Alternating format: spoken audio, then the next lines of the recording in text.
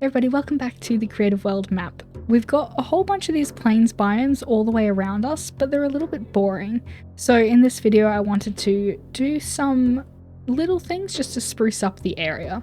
And yeah, I think it went quite well, so let's have a look at the time lapse.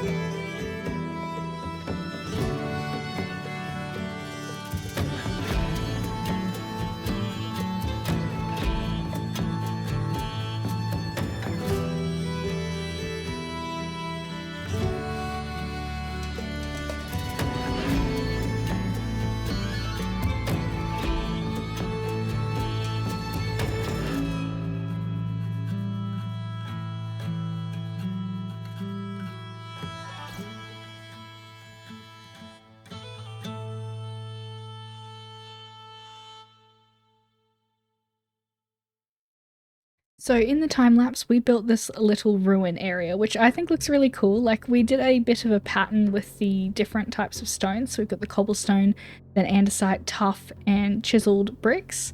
And it's kind of like a random, I don't know, pile of each of them in a circular route. And it's a little bit long, but I think it's going to be interesting. I tried to make sure there's enough like visual interest for people to walk all the way through. However, I think there's a few more things that I could add. Maybe some armor stand type stuff, maybe some skulls, like some reason. But in the middle of this, I'm not too sure exactly what I want to have in here, but I want something worthwhile. So like whoever's gone through the big spiral, they'll have some kind of prize. So maybe a sword or something similar.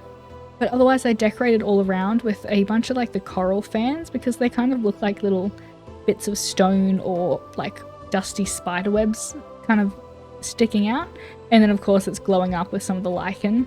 Around here it's like kind of muddy and a bit more decrepit, and that's just because, like, if you think about it, the sun won't hit it as like often, so the grass isn't going to be as green. Like if the sun's here, for example, all the shadow is going to be cast on here, otherwise it's quite shaded. So of course plants aren't really going to grow here or thrive here as much as they once would have. We've also got a bunch of dripstone because I think it brought the colours and elements of the ground up into the stone, like the kind of browny colours. It's a little less brown, more grey, and it kind of brings it through with the stone, so I think it looks quite cool. We've got some glow lichen on the floor every so often as well, which also just helps to, like, I don't know, like cobwebs I guess on the floor. Like, it's very, very abandoned, which is the whole point of this area. I want to build some more of these ruins, not exactly the same, but a bunch of ruins around the area will kind of have some cool lore perspectives. That's another thing I want to add in the middle here, is a prize, but also an element of story. So it's kind of the first piece of ancient history that players will get, because spawn is right over there. Now you may see one other thing in the front view that we're looking at, and that's of course some trees. So I've added a whole bunch of these trees around. We've just copy and pasted the design with some rotating, and I think we've got 3 tree designs. We've got this big tree design, and then we've got this smaller tree design, which is the same over there, and we've got this even smaller tree design. I want to add a few other different designs to kind of copy paste around, just to fill this area up a little bit. We've also made some hills just to give the environment a little bit more depth and height. It's not just flat lands. And one of the cool things as well with the paths that I'm very happy about is that these are indented inwards. Now this makes more sense because heavily trodden paths, especially ones in such historic worlds like this that I'm trying to convey, will of course be like eroded downwards. Now they probably wouldn't be eroded a meter downwards, probably not, but in Minecraft I can't really make it like half, or I could, but it's not going to have the same, I don't know, dirt trodden path look. So we've put it down a block just to give that eroded feel, and I think it kind of encloses a lot of things in, like when you're on it, it's more grand of an area. Now I've been playing around with some other stone types and trying to figure out what my favorite kind of stone type for these ruins will be. And I'm thinking of expanding this ruined area, maybe out here. Maybe I'll do some half knocked down towers, or maybe just some boulders around the area, which I think would be really cool. Otherwise we've got some patches of flowers just around, which is kind of just the normal terrain generation, but I kind of like where they are, so I might just, you know, expand it. And speaking of expanding flower patterns, over this way, much closer to spawn, we have got the other pathway, which is just over here. The continued path off of spawn, we have got a whole bunch of flowers. So this whole area is supposed to be a flower field. I haven't put all of them just yet. I need to put a whole bunch more, but you know, it's looking great so far. I've got a mixture of a whole bunch of different flowers, including some blue and yellow, but the main kind of ones are yellow and white, but I've got a few other colors mixed in, which I think look really cool. And I want this to kind of continue quite far down, so it's a proper flower field. And in between each one, I've got them separated by just some random ferns, which look quite nice as well.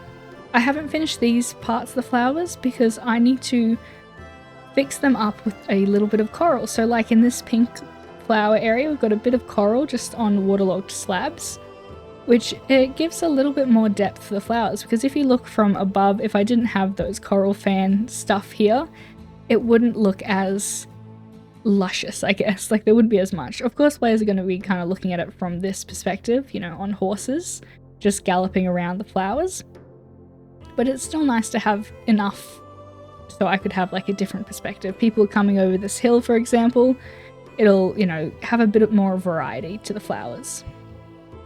Now I'm using Huel's flower resource pack, which is why they look a little bit different, but they look really cool in fields, which is why I wanted this to be one of the first kind of areas of flower fielding. But I need it to meld in with the terrain a little bit more. So if you have any ideas on how I can do that, please let me know, because it'll be very helpful. Because right now it kind of goes from farmland to flowers.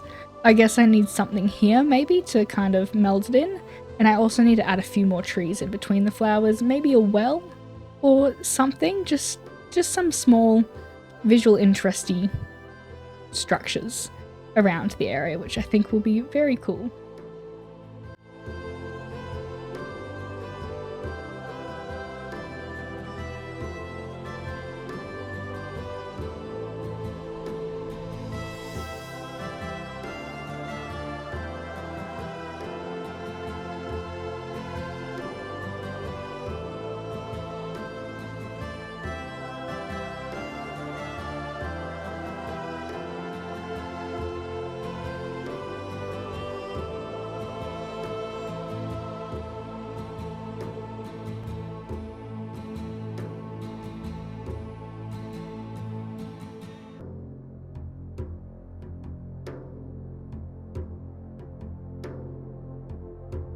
Now, those are a few of the things that I've done so far to help the plains biome over here look a bit less bare, and I think it's looking quite good so far. But if you have any other ideas, please do show me or let me know, because this is a very big plains area, and of course some of them are going to be filled with forests, but you know, a few more structures, they'd be really handy. So yeah, with that being said, thank you so much for watching. I hope you enjoyed the video and the time lapse and maybe got a few ideas for maybe your own flat worlds that need a little bit more interest, or you just wanted to watch and have some fun. So yeah, thank you so much for watching. I hope you enjoyed the video and the builds. I will see you in the next one. Goodbye.